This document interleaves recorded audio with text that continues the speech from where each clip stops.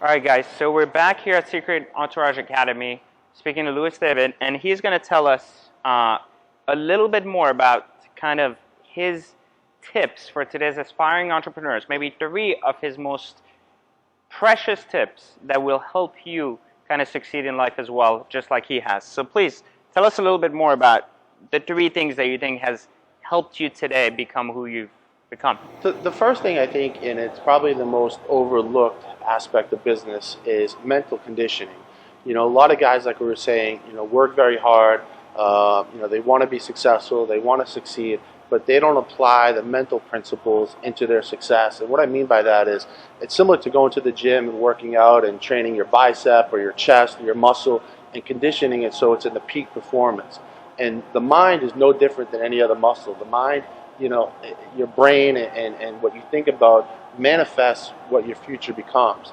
And whether it's the law of attraction or whether it's, envisioning, what you want in the future and having the universe help bring it to you, that's one of the aspects I feel people leave out of their equation of being successful. Because if you mentally first don't envision it and see it, it's very hard to transform that into actual physical results.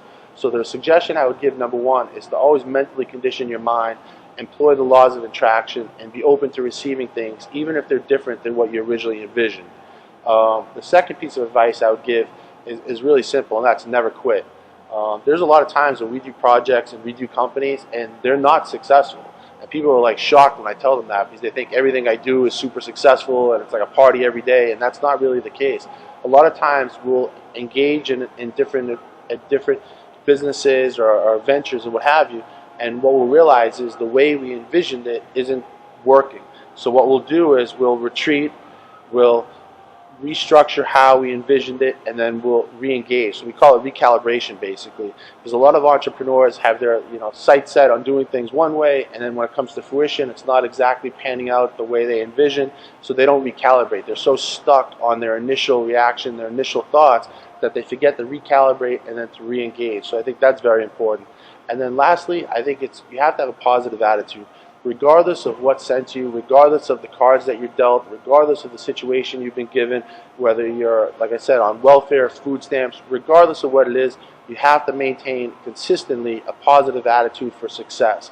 Because if you don't, you're never going to achieve it. Whatever you believe is going to come true. So if you believe you can do it or you believe you don't, either way, you're going to be right. So for me, I've always taken the approach that I'm going to believe that I'm going to be successful and I'm going to accomplish these goals.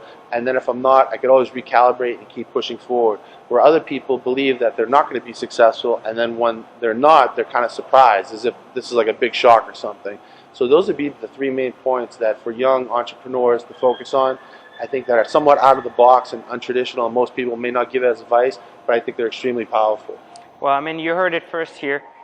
I completely agree with you, and I think that, just like you said, I just want to make sure our audience understands here. We're talking about really making sure you welcome failure into your life and allow it to become a learning experience until you succeed. Never giving up is key, right? And then I think, from what I've heard you say, you said that belief is obviously kind of like a critical part of it, and then aligning your belief with your work, right? And then being able to also stick to it till the very end, no matter how many times you fall down in between, as long as you can get to the very end, to the finish line, regardless of how many times it takes. Yeah, because failure isn't failure unless you quit. And that's what I tell people. I mean, I've failed more times probably than anyone else, but I've never quit. I've recalibrated, I've re-engaged, and then I've changed the design, and then it's turned out to be a success. But had I quit once that first initial failure came, none of these things would ever have come to fruition. Well, you heard it first. The founder, chairman of Illuminati Trust, Louis David, we appreciate your time. Thanks again, so much. bye. Grateful. Thank you. Thank you, guys.